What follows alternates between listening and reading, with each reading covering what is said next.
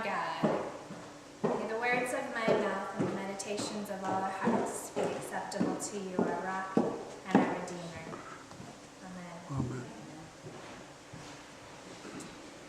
Church, your pastor is officially out of shape.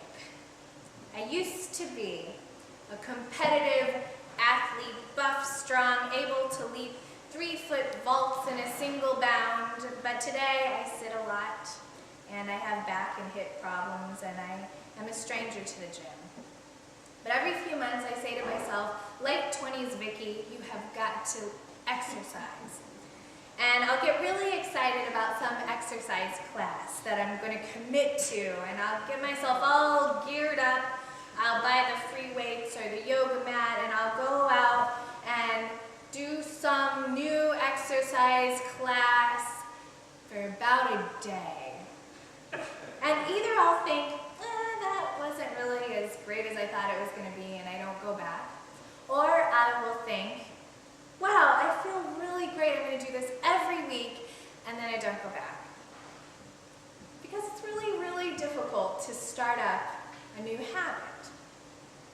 And it's been very pathetically fascinating to me to watch myself go through this process of trying to find an exercise class, because it has actually helped me to understand what it's like for people who walk into a church for the first time. Because when you really think about it, there's not a huge difference between looking for an exercise class and looking for a spiritual community. It's very similar. Now, I'm used to being on the other side of the whole process. I'm usually more like the instructor. So when I walk into a yoga class for the first time, I know exactly what that instructor is thinking. That instructor is watching me, and she's thinking, I have got to make this the best yoga class ever so that this person will come back. She's wondering if I know at all what I'm doing, if this or that is making me feel uncomfortable, if I'm enjoying myself. She's having a heated debate in her mind about the balance between making me feel welcome and smothering me. She's thinking, should I ask for her email address in the first class? Will that be scary to her, or are the other people in the class going to talk to her? I also know that that instructor believes that what they do there in that class every week is so very important. And if she could just impart that to me, if she could just get me to start coming every week, that I wouldn't just feel good that day or the next morning, but I would become a better person overall, that I would treat people differently, and I would in some small way change the world around me. I know that that's what that instructor is thinking, because that's exactly how I feel every time a visitor walks into our church on a Sunday morning or Thursday night. But it's been fascinating to be on the other side of it. These days I get to be the visitor. Now, a lot of us who are in the habit of coming to church every week, we wonder, why don't we get more visitors? And why don't people just come into our doors and stick with us every Sunday morning? And I bet those yoga instructors are asking the very same thing about people like me. And finally, I understand why people don't just show up, because finally I understand just how much energy and how much courage it takes to walk into a group of people you don't know and to participate in people doing stuff that you don't know. And even if you can get yourself through the door for that first time, it's even harder to get into that habit of doing it every week. Another lesson I have learned is that it's much scarier to walk into a new group if everyone seems to be really good at what they're doing. And I can easily see how that can apply to a church. I've gone into these exercise classes where everyone seems so fit and so put together, where they know exactly what to do do and when to do it. No one ever makes a mistake, and they're so into being perfect at their practice that I come in and I don't feel comfortable tapping someone on the shoulder to ask a stupid question like, which direction should I put my mat? So it's not very comfortable to try to join a group of people who are doing everything perfectly, right? I remember walking into a new Pilates class for the first time, and it was full of these middle-aged women of all shapes and sizes, and there was a very important moment in that class that made me feel very at home. During that hour, I kept watching and copying this woman next to me who seemed to know what she was doing. And I was following along pretty well with the movements and the breathing, and I thought I could probably pass for someone who'd done this Pilates thing before. But then came the abs. In church, your pastor has very weak abs.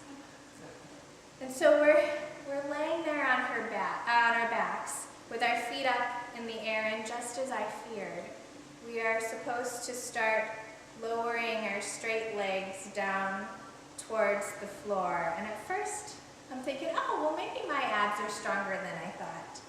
I must at least have stronger abs than these middle-aged women around me.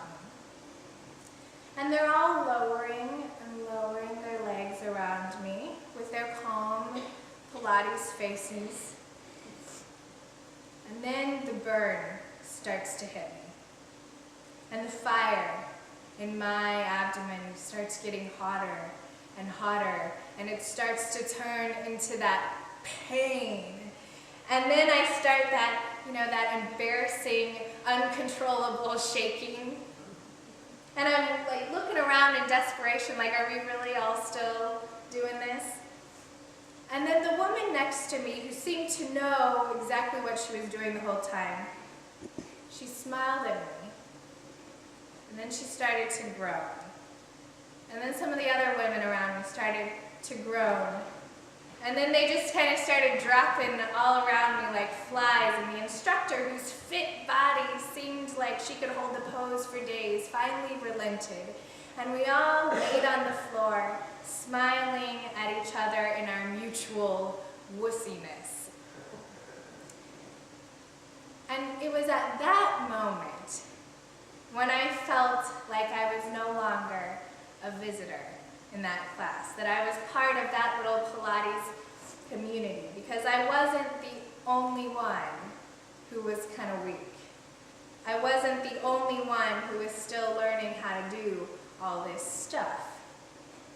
It was those women's weakness that made me feel comfortable, not their strength.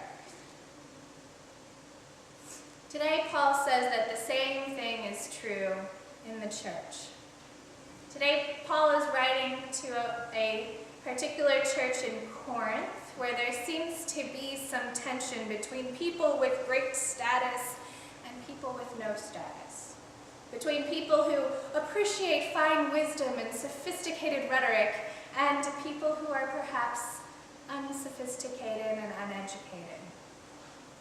And Paul weighs in on this tension to basically say, in the church,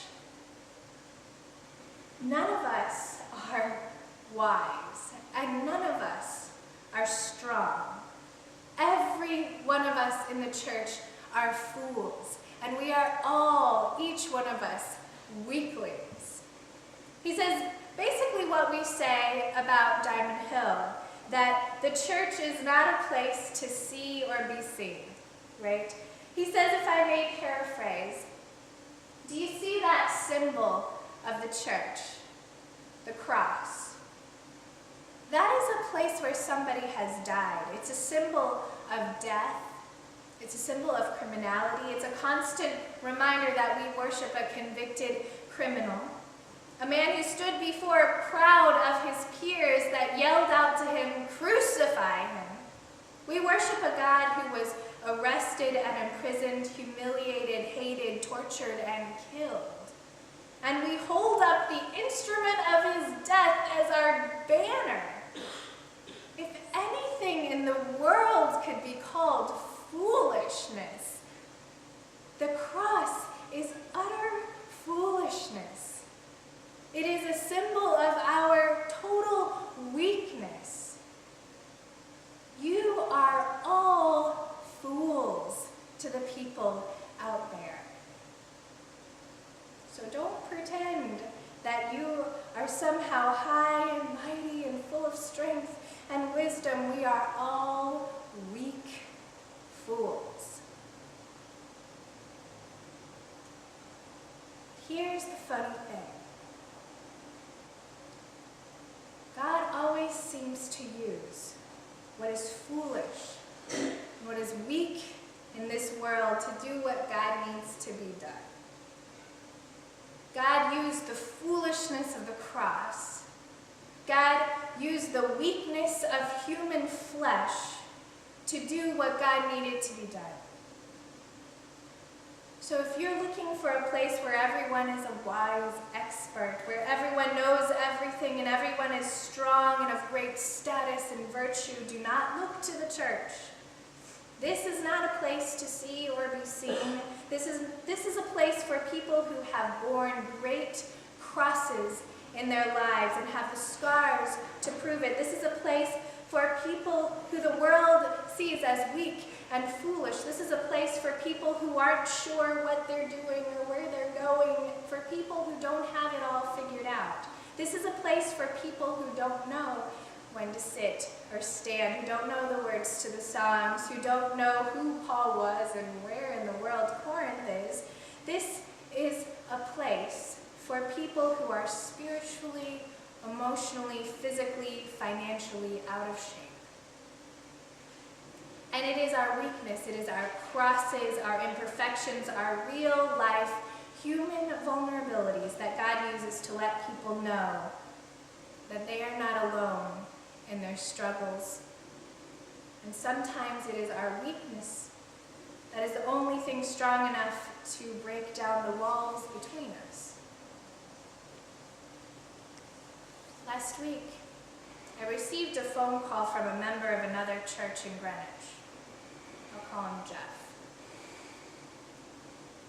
And Jeff told me that he was calling a lot of churches around here to encourage them to participate in this Super Bowl Sunday, SOUP, Super Bowl, to collect donations for a neighbor to neighbor.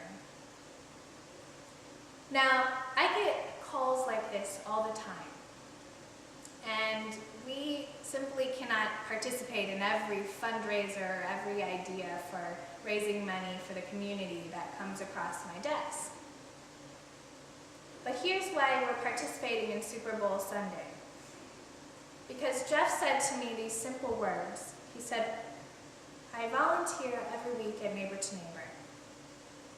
But I'm not ashamed to also say that there was a time this last year when my family was in a lot of difficulty, and we needed to use Neighbor to Neighbor to feed my wife and my kids. And I just want to give back. And it was that personal testimony that broke down my walls, that got my attention. That personal testimony of a time when Jeff was weak, when he had to bear a heavy cross. And it wasn't just Jeff's story, but God used Jeff's story of a time of weakness, of a time when he needed to reach out for help. God used that story to touch my heart and to remind me of all the stories of the people in our community who need the help of Neighbor to Neighbor. I can tell you that there are people in this church, there are people that you know and love, that there are people who are a part of your church family who have used the services of Neighbor to Neighbor. This church is not a place to see or be seen. This church is full of people who have had to bear heavy crosses, who have had times of great weakness and struggle in their lives. You know, this whole world is just full of people. We see it so much here in Fairfield County. This is full of people who are burning and shaking, trying to hold themselves in a position to look stronger and more perfect than humanly possible. And the church is not a place where we mirror that struggle in any way. The church is a place where we can smile at each other, groan a little bit, and relax. Where we don't have to pretend that life is easy. Where we can bear witness to the fact that we have been hungry and we have needed help. Because God is able to turn our weakness into strength. Last week, Jeff testified to me about a cross he had to bear. And this week, God is going to turn that testimony of weakness, which he shared with many churches in the community, into strength. This week, God is going to use Jeff's testimony of weakness to strengthen the ministry of Neighbor to Neighbor through a flood of donations from Greenwich churches, and Diamond Hill is going to be a part of it. So, on the back of your spiritual action cards that are in your bulletin, I want you to look at these. I am asking each of you to commit to bring something next Sunday to help strengthen Neighbor to Neighbor. Maybe you can bring a check for $20 or $30 or more. Maybe all you can bring is a single can of soup from your cabinet. Maybe you can consider volunteering your time to Neighbor. Check out their website. Or maybe you can commit to coming on a tour with me of this very important institution in Greenwich. But please, I encourage you, I implore you to fill out this spiritual action card and to put it in the offering plate today. And to help us next week to really honor the witness of neighbors like Jeff. Amen. Amen.